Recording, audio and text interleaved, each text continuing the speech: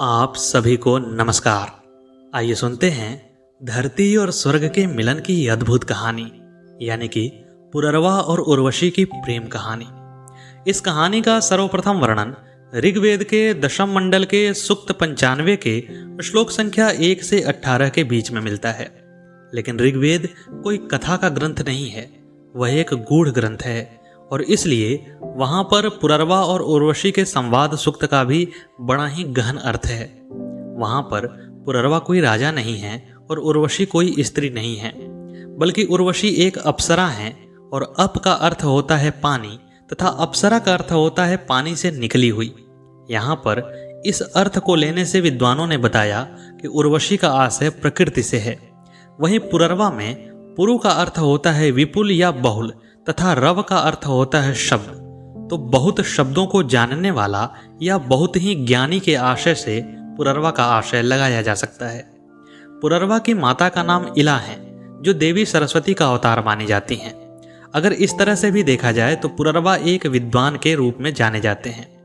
यहाँ पर पुररवा और उर्वशी प्रकृति और विद्वान जीव के रूप में स्थापित हैं और इस संबंध को लेकर बड़ी ही गूढ़ संवाद सूक्ति व्याख्या ऋग्वेद के दशम मंडल में मिलती है। लेकिन यहाँ पर हमें पुररवा और उर्वशी की कहानी जाननी है, इसलिए हम श्रीमद् भगवत महापुराण के 9वें स्कंद के 14वें अध्याय की कहानी का श्रवण करेंगे। तो आइए प्रारंभ करते हैं। श्री सुखदेव जी परीक्षित को बताते हैं कि एक बार चंद्रमा को अपने बल और अपनी सुंदरता का अहंकार हो आया। इसी अहंकार में भरे हुए चंद्रमा ने बृहस्पति की पत्नी तारा का अपहरण कर लिया। इस अपहरण के परिणाम स्वरूप चंद्रमा और बृहस्पति के बीच में युद्ध की स्थिति आ गई। इस युद्ध में असुरों की सेना ने शुक्राचार्य के निर्देश पर चंद्रमा का साथ देने का निश्चय किया, क्योंकि शुक्राचार्य देवगुरु बृहस्पति से दुश्मनी का भाव रखते थे। इधर बृहस्पति देवगुरु थे, इसलिए उनके पक्ष में सारी देवताओं की सेना लामबंद हो गई। यहाँ पर देवासुर संग्राम प्रारंभ भी हो गया। एक स्त्री तारा के लिए असुर और देवता आपस में लड़कर मरने लगे। जब ब्रह्मा जी ने इस स्थिति को देखा और स्थिति बद से बदतर होने लगी, तो उन्होंने आकर बीच बचाव किया और चंद्रमा को डांट फटकार कर वापस से तारा को बृहस्पति के पास पहुंचा दिया। लेकिन इसी दौरान तारा गर्भवती हो गई थी।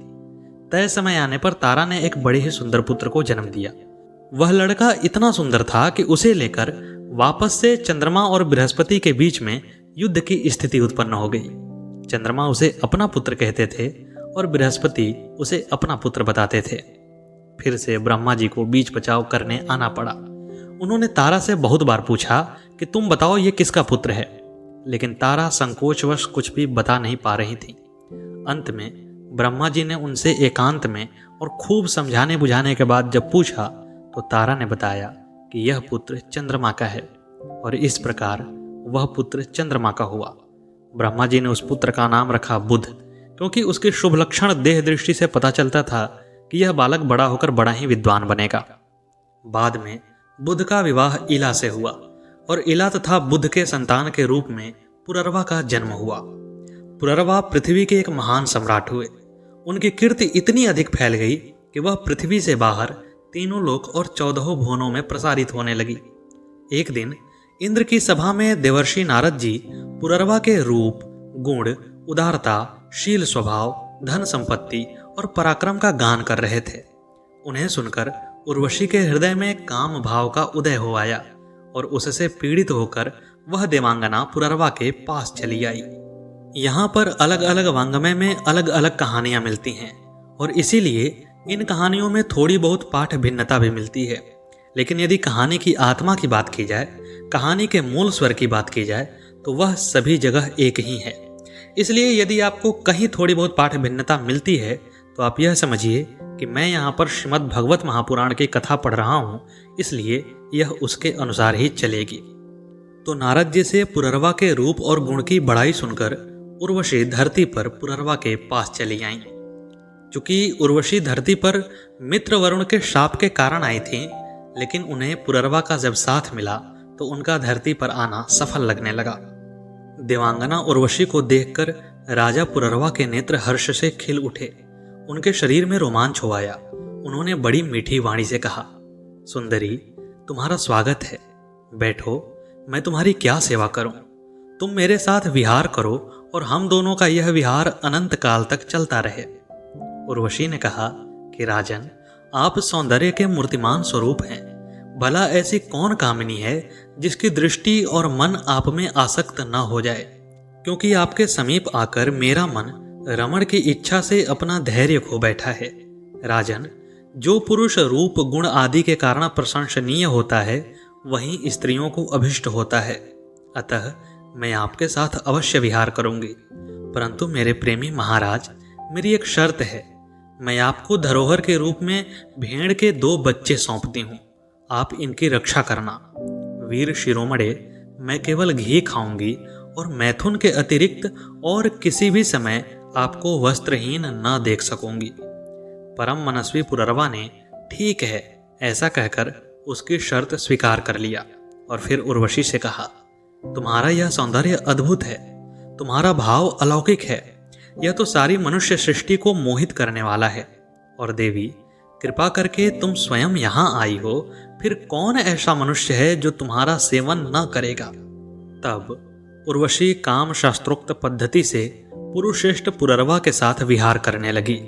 देवी उर्वशी के शरीर से कमल केसर किसी सुगंध निकला करती थी। उसके साथ राजा पुररवा ने बहुत वर्षों तक आनंद विहार किया। वे उसके मुख की सुरभि से अपनी सुधबुध खो बैठते थे। इधर जब इंद्र ने उर्वशी को नहीं देखा तब उन्होंने गंधर्वों को उसे लिवा लाने के लिए भेजा और कहा कि उर्वशी के बिना मुझे यह स्वर्ग फीका जान पड़ता है। वे गंधर्व आधी रात के समय घोर अंधकार में वहां गए और उर्वशी के दोनों भेड़ों को, जिन्हें उसने राजा के पास धरोहर रखा था, चुराकर चलते बने। उर्वशी ने जब गंधर्वों द्वारा ले जाए जाते हुए अपने पुत्र समान प्यारे भेड़ों की बें बें सुनी तब वह कह उठी कि अरे, इस कायर को अपना स्वामी बनाकर तो मैं मारी गई। यह नपुंसक अपने को बड़ा वीर मानता है, यह मेरे भेड़ों को भी न बचा सका। इसी पर विश्वास करने के कारण लुटेरे मेरे बच्चों को लूट कर लिए जा रहे हैं। मैं तो मर गई। देखो तो सही, यह दिन में तो मर्द बनता है और रात में स्त्रियों की तरह डरकर सोया रहता है। श्री सुखदेव जी परीक्षित से कहते हैं कि परीक्षित, जैसे कोई हाथी को अंकुश से बेध डाले, वैसे ही उर्वशी ने अपने वचन बाणों से राजा को बेंध दिया। राजा पुररवा को बड़ा क्रोध आया और हाथ में तलवार लेकर वस्त्रहीन अवस्था में ही वे उस ओर दौड़ पड़े। गंधर्वों ने उनके झपटते ही भेड़ों को तो वहीं छोड़ दिया और स्वयं बिजली की तरह चमकने लगे। जब राजा पुररवा भेड़ों को लेकर लौटे तब उर्वशी ने उस प्रकाश में उन्हें वस्त्रहीन अवस्था में देख लिया। बस वह उसी समय उन्हें छोड़कर चली गईं। तब राजा पुररवा ने जब अपने शयनगार में अपनी प्रियतमा उर्वशी को नहीं देखा तो वे अनमने हो गए। उनका चित्त उर्वशी में ही बसा हुआ था। वे उसके लिए शोक से विह्वल हो गए और उन्मत्त की भांति पृथ्वी में इधर उधर भटकने लगे। एक दिन कुरुक्षेत्र में सरस्वती नदी के तट पर उन्होंने उर्वशी और उसकी 5 प्रसन्नमुखी सखियों को देखा और बड़ी मीठी वाणी से कहा, प्रिय, तनिक ठहर जाओ, एक बार मेरी बात मान लो। निष्ठुरे, अब आज तो मुझे सुखी किए बिना मत जाओ। क्षण भर ठहरो, आओ हम दोनों कुछ बातें तो कर लें। देवी, अब इस शरीर पर तुम्हारा कृपा प्रसाद नहीं रहा, इसी से तुमने इसे दूर फेंक दिया है। अतः मेरा यह सुंदर शरीर अभी ढेर हुआ जाता है और तुम्हारे देखते देखते इसे भेड़िए और गिद्ध खा जाएंगे। इस बात पर उर्वशी ने कहा कि राजन, तुम पुरुष हो, इस प्रकार मत मरो। देखो, सचमुच ये भेड़िए तुम्हें खा न जाएं। स्त्रियों की किसी के साथ मित्रता नहीं हुआ करती। स्त्रियों का हृदय और भेड़ियों का हृदय बिल्कुल एक जैसा होता है। स्त्रियां निर्दय होती हैं, क्रूरता तो उनमें स्वाभाविक ही रहती है। तनिक सी बात में चिढ़ जाती हैं और अपने सुख के लिए बड़े बड़े साहस के काम कर बैठती हैं। थोड़े से स्वार्थ के लिए विश्वास दिलाकर अपने पति और भाई तक को मार डालती हैं। इनके हृदय में सौहार्द तो है ही नहीं। भोले भाले लोगों को झूठ मूठ का विश्वास दिलाकर फांस लेती हैं और नए नए पुरुषों की बाट में कुलटा और स्वच्छंद चारणी बन जाती हैं। तो हे राजन, तुम धीरज धरो, तुम राज राजेश्वर हो, घबराओ मत। प्रति 1 वर्ष के बाद एक रात तुम मेरे साथ रह सकोगे। तब तुम्हारे और भी संतानें होंगी।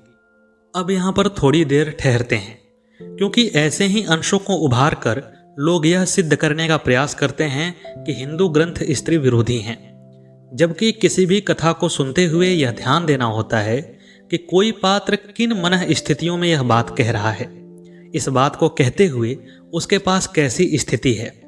और यहाँ पर उर्वशी स्त्री के विरोध में बात कह रही हैं, जबकि उर्वशी न केवल स्त्री हैं बल्कि एक अप्सरा हैं, स्वच्छंद चारणी स्त्री हैं। उर्वशी जितनी स्वतंत्र स्त्री हैं उतनी स्वतंत्रता तो आधुनिक स्त्री को भी नहीं है। फिर वे इस तरह की बात क्यों कह रही हैं?